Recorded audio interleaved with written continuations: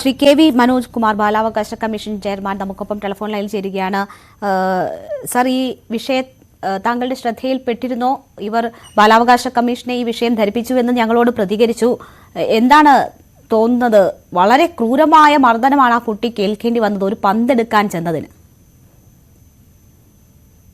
ഏതായാലും ഇങ്ങനൊരു സംഭവം നിങ്ങളെപ്പോഴാണ് പറഞ്ഞപ്പോഴാണ് ഞാൻ അറിയുന്നത്. പോലീസിന്റെ ഇടപെടൽ ശക്തമാക്കാൻ വേണ്ടിയുള്ള നിർദ്ദേശങ്ങൾ കമ്മീഷൻ നൽകും. വൈകിയത് എന്താണ് കാരണമെന്ന് കൂടെ കമ്മീഷൻ അന്വേഷിക്കും. ഇപ്പോൾ അദ്ദേഹത്തിന്റെ സ്ഥലം പോലുമല്ല, അടുത്ത് ഒഴിവന്ന ഒരു സ്ഥലത്ത് കുട്ടികൾ ഇത്തരം വിനോദങ്ങളിലൊക്കെ ഏർപ്പെടേണ്ടുന്നതിന്റെ പ്രാധാന്യം എന്താണ് എന്ന്, അല്ലെങ്കിൽ ആ കുട്ടികളെ അതിന് പ്രോത്സാഹിപ്പിക്കേണ്ടുന്ന സമൂഹമാണ് ഈ രീതിയിൽ ഇടപെട്ടിരിക്കുന്നത്.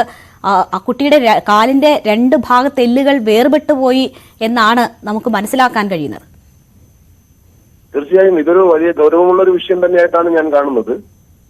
എന്തായാലും കമ്മീഷന്റെ ഭാഗത്തുള്ള ഇടപെടൽ ഉണ്ടാവും. കേസെടുക്കാൻ അവിടെ താമസമുണ്ടായി എന്ന ഒരു പരാതി കൂടി നമുക്ക് അതുകൂടെ അന്വേഷിക്കാം. എന്താണ് സംഭവിച്ചതെന്ന് പോലീസ് വിശദീകരണം നൽകേണ്ടി വരും. ഇപ്പോൾ ഹോസ്പിറ്റലിൽ നിന്ന് നമുക്ക് ലഭിക്കുന്ന വിവരം അനുസരിച്ച് ശസ്ത്രക്രിയ വേണ്ടിവരും, കമ്പി ഇടേണ്ടി വരും, കുട്ടിക്ക് ക്ലാസ് മുടങ്ങുന്ന സാഹചര്യം ഉണ്ടാവും, ചികിത്സയ്ക്ക് ചെലവ് ആവശ്യമുണ്ട്. ഒരു സാധാരണ കുടുംബമാണ്, അവർക്ക് വലിയ ചികിത്സാ ചെലവ് താങ്ങാൻ കഴിയില്ല തുടങ്ങിയ കാര്യങ്ങൾ കൂടി അറിയുന്നു. ഏതെങ്കിലും തരത്തിൽ ആ വിഷയങ്ങളിലുള്ള ഇടപെടൽ കൂടി സാധ്യമാകുമോ? നോക്കാം, അത് ശ്രമിക്കാം. അതുകൂടെ ഞങ്ങളുടെ ശ്രദ്ധയിൽ നിങ്ങൾ കൊണ്ടുവന്നത് നന്നായി. ഞങ്ങൾ അതുകൂടെ പരിശോധിക്കാം. ഓക്കെ, ശരി, വളരെ നന്ദി ഞങ്ങളോട് ഈ അവസരത്തിൽ സഹകരിച്ചതിന്.